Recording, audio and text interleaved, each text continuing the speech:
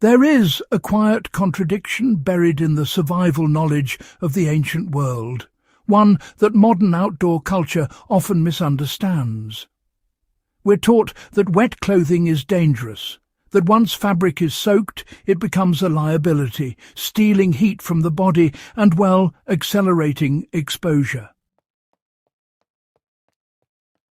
Yet, for thousands of years, people who crossed icy seas, lived in damp forests, and marched through freezing rain relied on a fibre that defied that rule. They wore it knowing it would get wet. They trusted it because it kept them alive. This was not a rare trick or a forgotten experiment. It was everyday knowledge for shepherds, sailors, soldiers and farmers across Europe, Asia and the Middle East. Long before synthetic insulation, ancient communities understood how to stay warm in conditions that would cripple modern gear. Today we are going to examine the ancient fibre that stayed warm when soaked, how it works at a physical level, how our ancestors used it deliberately, and how that same knowledge can still be applied in real-world survival, outdoor work and long-term preparedness. These weren't just aesthetic choices, you know. They were survival engineering decisions, refined over generations. Wool, well, it outperformed leather and fur in wet environments.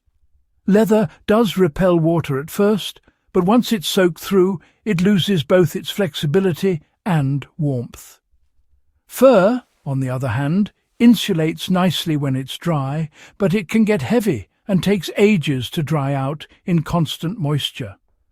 Wool occupied this critical middle ground.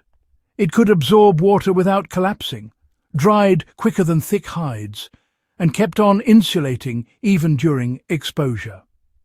That's what made it ideal for places with frequent rain, melting snow or sea travel. Norse sailors, for example, wrapped themselves in woolen layers because, honestly, getting drenched by cold spray was just inevitable. Fishermen all across medieval Europe wore wool garments, knowing full well they'd be soaked before the day was done.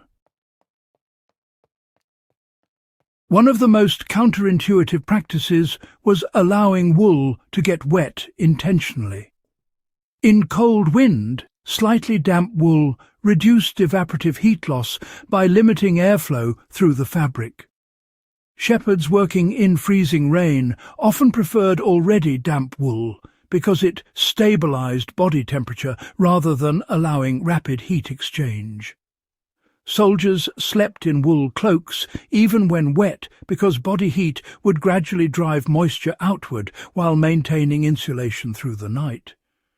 These were not accidents. They were learned techniques passed through experience.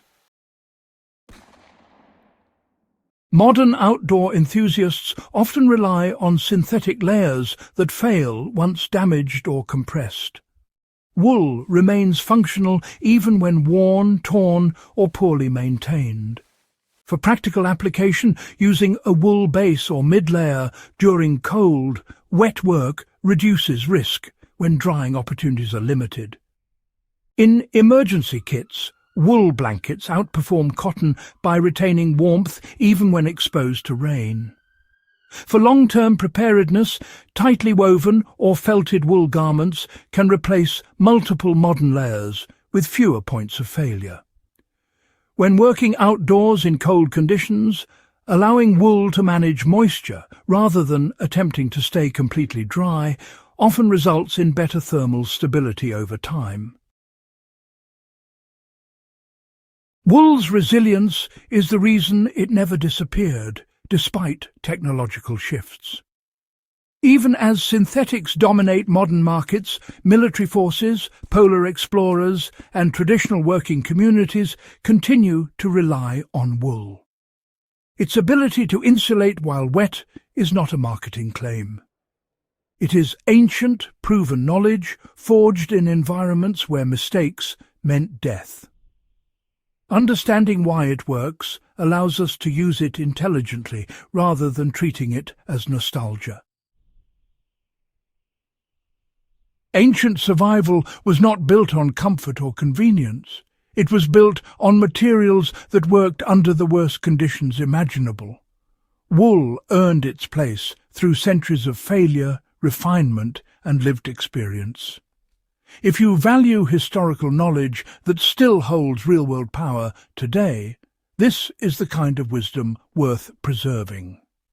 If this deep dive added value to your understanding of ancient survival and practical history, support the channel by subscribing, sharing this video, and helping keep backyard wisdom alive for those who still respect what the past can teach us.